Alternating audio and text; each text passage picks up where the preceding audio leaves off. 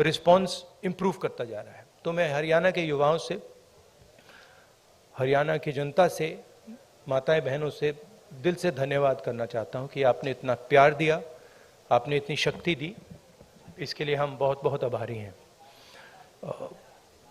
यहाँ पे लोगों ने, किसानों ने हमें हरियाणा की सच्चाई बताई, सड़कों पे हम चले हैं वो भी हमने देखा, तो रियलिटी हमारे और आपके सामने है। अब आप जो भी सवाल पूछना चाहते हैं पूछ सकते हैं। Would you like me to say it in English? Sorry? Would you like me to say it in English or no need? No, I think easy. Dainik Bhaskar से महेश कुमार।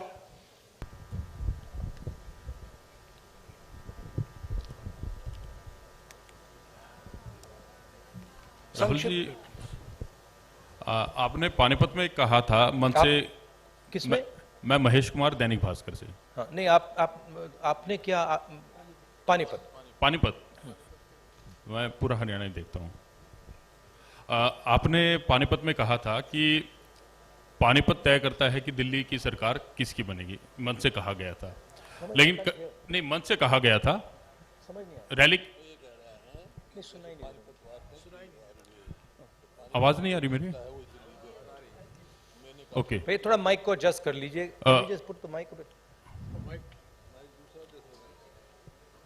आप बोलिए प्लीज। आपने पानीपत में कहा, पानीपत में मन से कहा गया था कि पानीपत तय करता है कि दिल्ली में सरकार किसकी होगी। मैंने कहा पानीपत में मन से कहा गया था, और करनाल में यह कहा गया कि यह यात्रा वोटों के लिए नहीं है। तो इसमें एक कहीं ना कहीं कंफ्यूजन है कि ये एक जन आंदोलन है या राजनीतिक यात्रा है, क्योंकि पॉलिटिशियन जिस भी थॉट के साथ कोई भी एक एक्टिविटी करता है, फुल टाइम पॉलिटिशियन, उसका थॉट तभी लागू होगा जब उसके पास सरकार होगी। तो एक चीज तो मैं ये जानना चाह रहा हूं कि इस यात्रा को हम जन आंदोलन और राजनीतिक यात्रा के बीच में कहां स्टैंड करा, देखें कहां पे है ये। और इसके साथ ही ये चीज है कि एक माइलस्टोन है, ये यात्रा आपकी लाइफ टाइम का है, तो 30 जनवरी के बाद इस माइलस्टोन का टेक अवे पार्टी और आपके पास क्या होगा?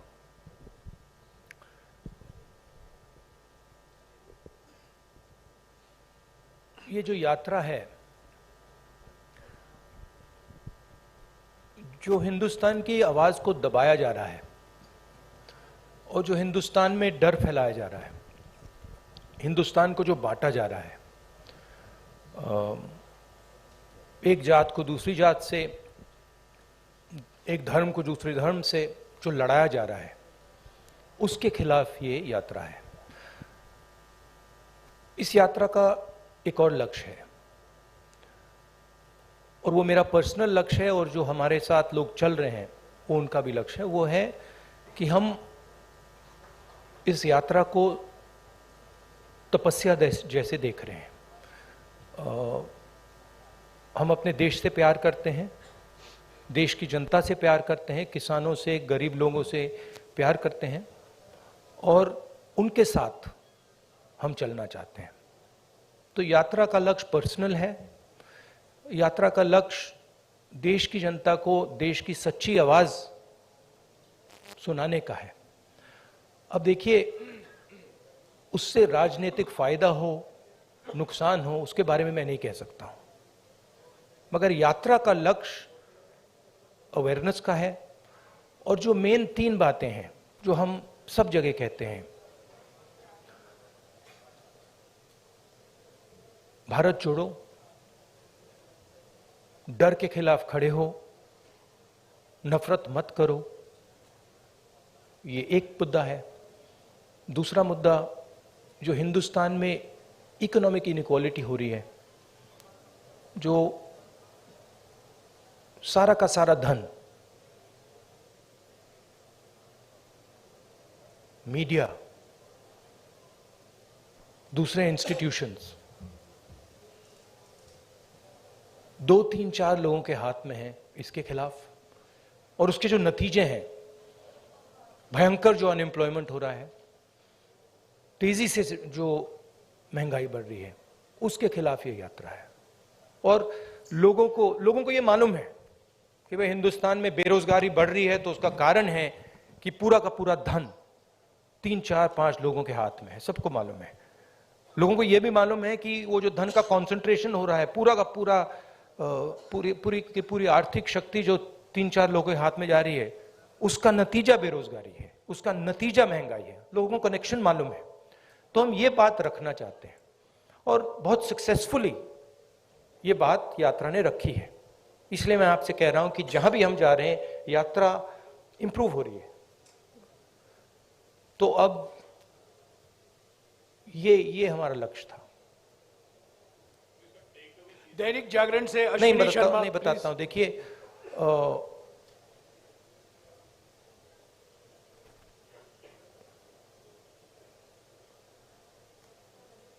जब अर्जुन मछली की आंख में तीर मार रहा था तो उसने आपसे कहा, उसने कहा कि आंख में तीर मारने के बाद मैं क्या करूंगा? कहा था क्या? नहीं कहा था ना। उस कहानी का मतलब है, वो गीता में भी है, तुम काम करो, जो होना है होगा, ध्यान काम पे रखो। तो वही थिंकिंग है यात्रा की भी। आपका सवाल अच्छा है। यात्रा के बाद एक और काम होगा, उसके बाद शायद एक और काम होगा, फिर आपको जवाब मिल जाएगा। शुक्रिया राहुल जी। जागरण से अश्विनी शर्मा। संक्षिप्त में प्लीज। हेलो, संक्षेप में मेरा सवाल इतना है सर कि यात्रा शुरू होने से पहले का राहुल गांधी और आज के राहुल गांधी में कितना अंतर है? हाँ, थैंक यू। हाँ, यात्रा शुरू होने से पहले के राहुल गांधी और करनाल तक पहुंचे, इसमें कितना अंतर आया है आपके अनुभव में और व्यक्तित्व में? भैया ये तो आपका डिसीजन है, ये तो आप लोग जज, जूरी और एक्सिक्यूशनर हो। मेरा निर्णय तो नहीं है, मेरा डिसीजन तो नहीं है। तो ये तो आपको डिसाइड करना पड़ेगा राहुल गांधी क्या है, कौन है, क्या नहीं है, क्या बदलाव आया, क्या बदलाव नहीं आया। उसमें थोड़ी सी सच्चाई आप बोल सकें तो अच्छी बात होगी, और नहीं बोल सकें तो वो भी ठीक है। पंजाब केसरी से मनोज राणा।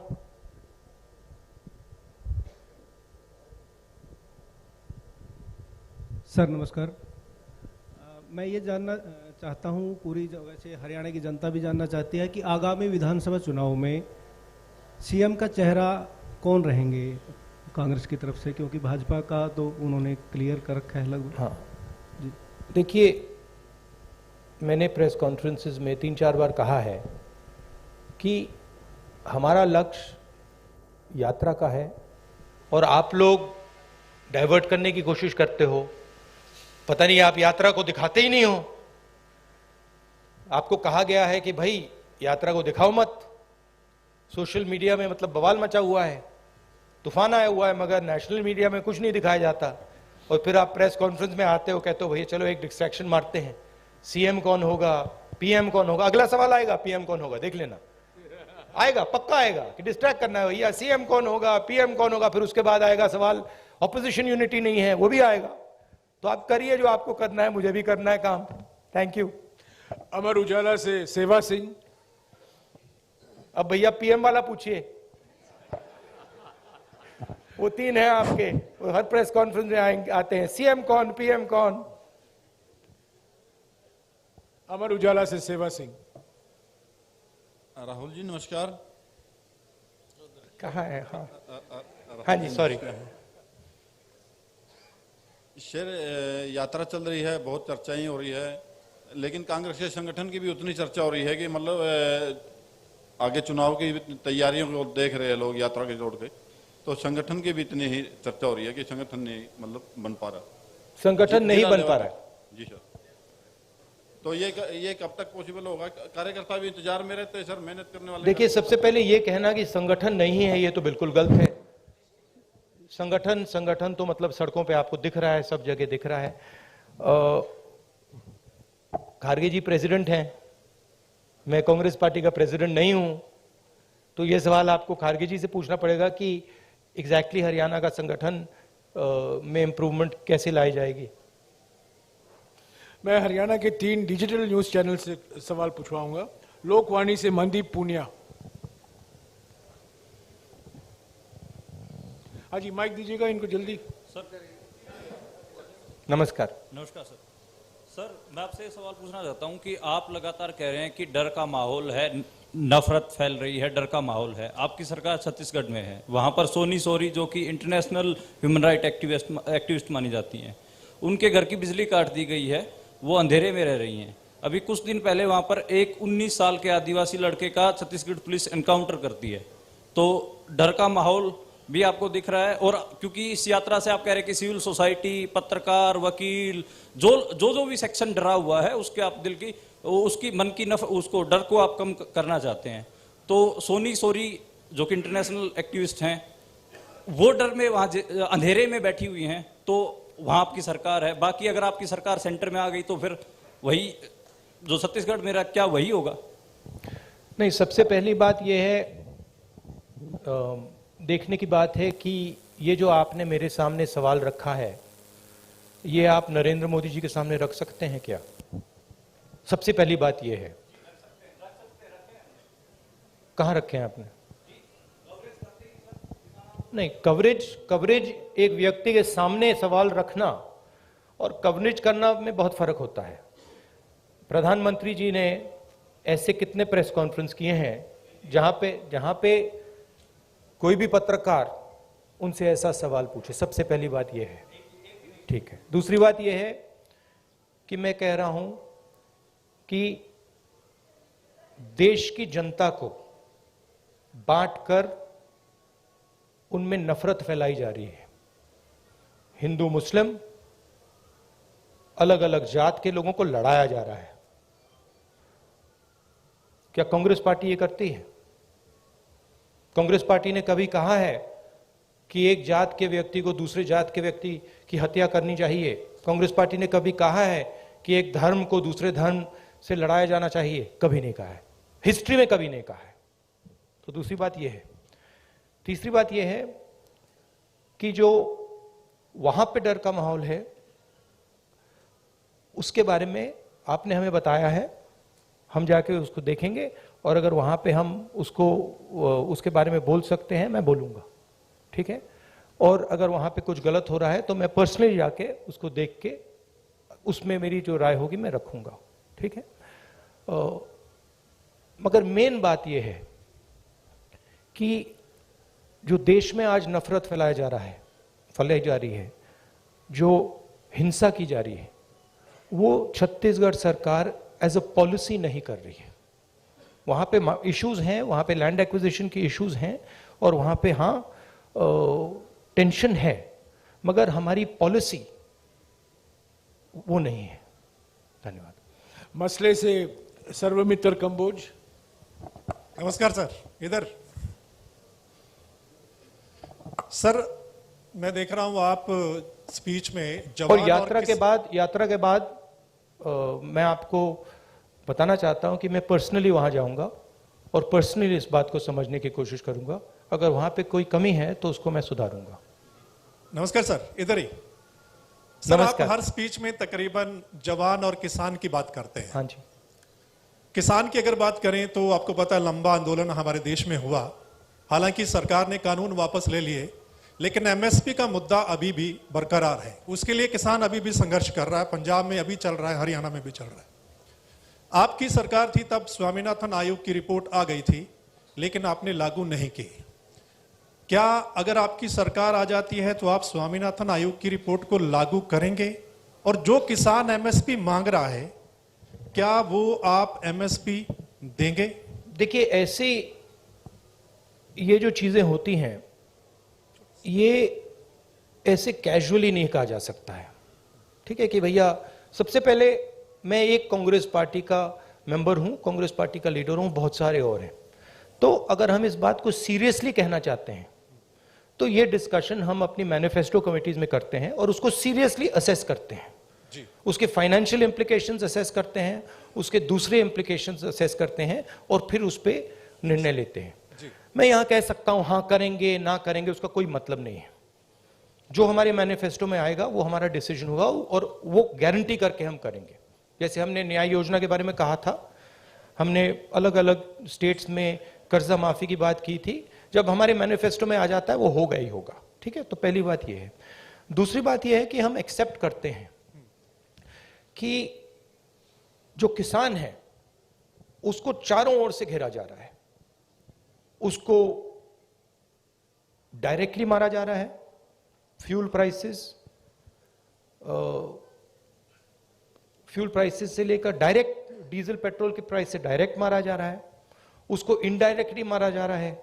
बीमा का वो पैसा देता है, तूफान आता है, आंधी आती है, उसको पैसा नहीं मिलता, उसको डायरेक्टली खाद की प्राइसेस से मारा जा रहा है। तो हम एक बात एक्सेप्ट करते हैं कि जो हमारे देश की जो रीढ़ की हड्डी है, जो रीढ़ की हड्डी प्रोडक्शन करता है, जो हमें भोजन देता है, उस पर आक्रमण हो रहा है। वो जो 3 किसान की काले कानून थे, वो कानून नहीं थे, वो किसान को मारने के हथियार थे।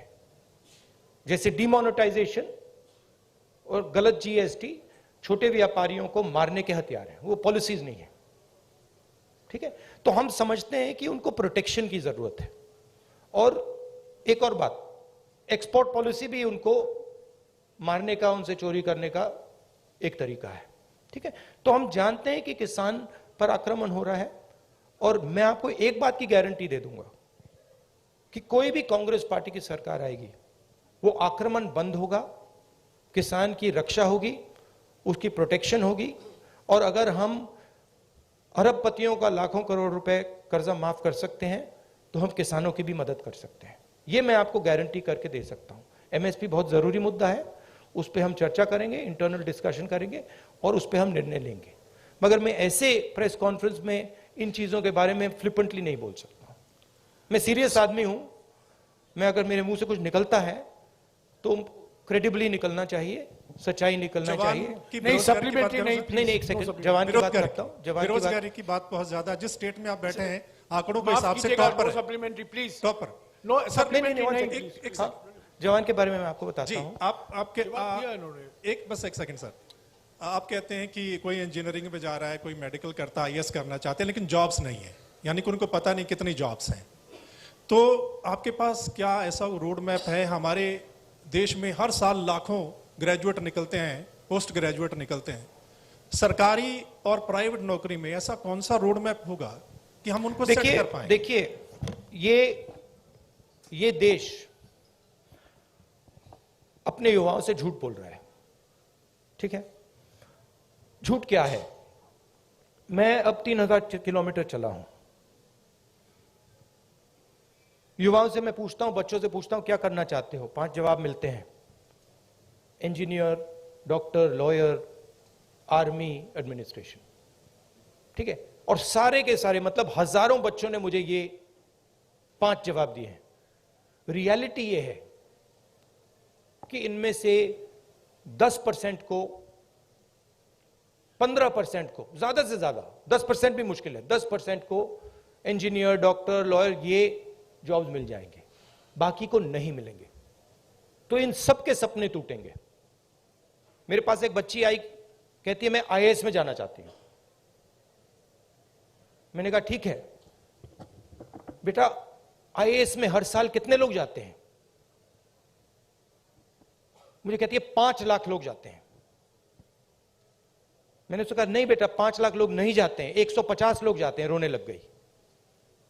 तो ये देश अपने बच्चों से, अपने भविष्य से झूठ बोल रहा है, और ये इनका दिल तोड़ेगा। हर रोज इनका दिल टूटता है, इनके सपने टूटते हैं। क्यों टूटते हैं? क्योंकि जो लोग इस देश को रोजगार दे सकते हैं, उनकी हम मदद नहीं करते हैं, उनकी हम प्रोटेक्शन नहीं करते हैं, उनके स्ट्रक्चर के बारे में हम नहीं सोचते। रोजगार कहां से आएगा? रोजगार अगर आप सेकंड ग्रीन रेवोल्यूशन करोगे, एग्रीकल्चर को ट्रांसफॉर्म करोगे, फूड प्रोसेसिंग फैक्ट्रीज के जाल बिछाओगे, रोजगार वहां से आएगा। करोड़ों लोगों को रोजगार मिल सकता है, और रिस्पेक्टेबल रोजगार मिल सकता है। दूसरी बात, जो स्मॉल और मीडियम इंडस्ट्रीज को डिस्ट्रॉय किया गया है, और कोई शब्द ही नहीं है, डिस्ट्रॉय किया गया है। जीएसटी, डिमोनेटाइजेशन और कोविड के समय जो किया, वो दूसरे लोग हैं जो रोजगार दे सकते हैं, करोड़ों लोगों को रोजगार दे सकते हैं। मैं आपसे सवाल पूछना चाहता हूं, आप मुझे वो नाम बता दीजिए जो छोटी कंपनी चलाता हो, स्मॉल और मीडियम साइज इंडस्ट्री चलाता हो, जो आज लाखों करोड़ का मालिक हो गया है। नाम बता दो मुझे। आप ये होंडा गाड़ी चलाते हैं, इसका मालिक मैकेनिक था। ये टोयोटा गाड़ी चलाते हैं, इसका मालिक मैकेनिक था। आप मुझे मैकेनिक का नाम दे दो जो इस देश में बड़ा उद्योगपति बन गया है, बताओ। नहीं है। तो जो रोजगार दे सकते हैं, जो सपने पूरे कर सकते हैं, उनको उनकी हत्या हो रही है। तो रोड मैप क्या है? रोड मैप यह है कि जो स्मॉल और मीडियम इंडस्ट्री की बेस है हिंदुस्तान की, उसको प्रोटेक्ट करा जाए, उनको फाइनेंस दिया जाए, और ये जो छोटे छोटे बिजनेसेस हैं, इनको टेक्नोलॉजी के साथ ट्रांसफॉर्म करके इनमें से 5-10% को बड़े बिजनेसेस बना जाए।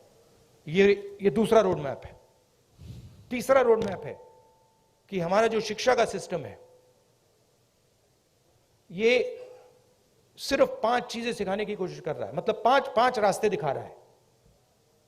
इस देश में लाखों रास्ते हैं। जिस दिन ये देश स्किल्स की रिस्पेक्ट करना शुरू कर जाए, उस दिन ये देश सच्चा सुपर पावर बन जाएगा। उस दिन तक ये सब खोखला है। इस देश में स्किल्स जो होती हैं, चाहे वो बढ़ई की हो, चाहे वो मैकेनिक की हो,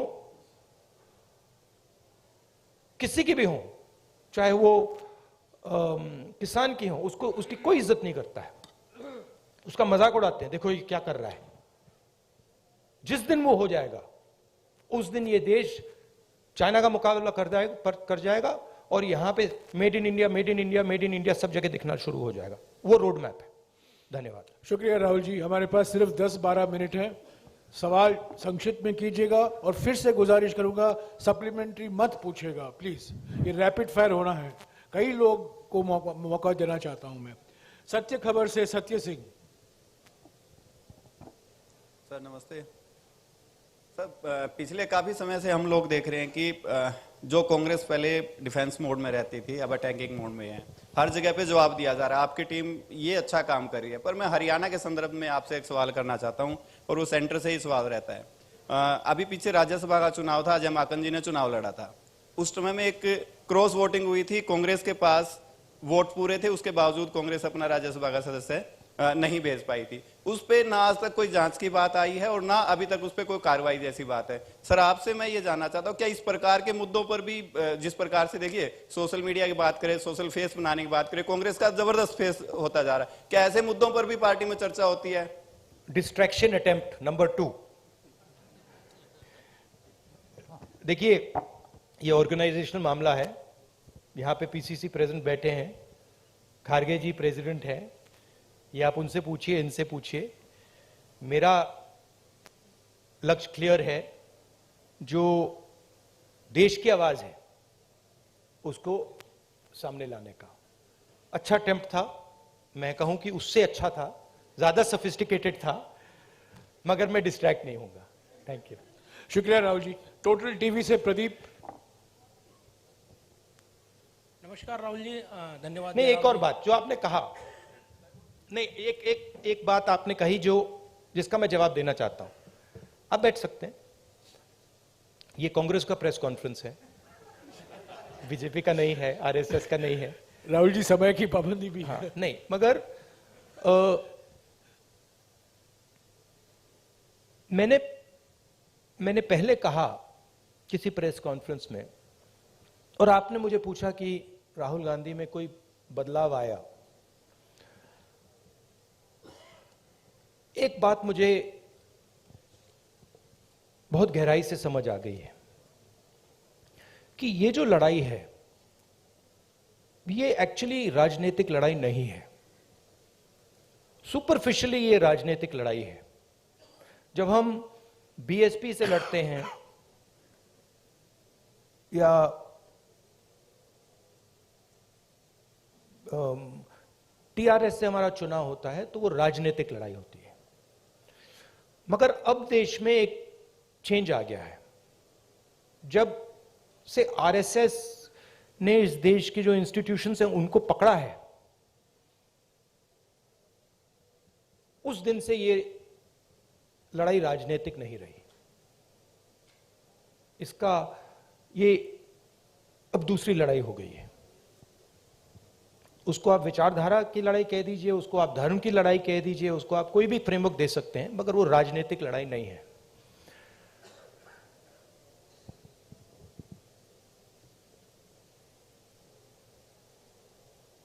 कांग्रेस पार्टी की अगर आप हिस्ट्री देखें,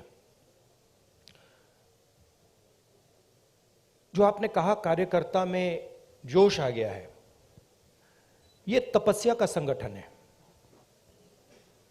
इसको अगर आप तपस्या में लगाते हैं तो इसकी एनर्जी बढ़ती है। बीजेपी पूजा का संगठन है, उसको अगर आप पूजा में लगाएंगे उसमें स्ट्रेंथ आती है। अब बीजेपी, अब पूजा दो तरीके की होती है।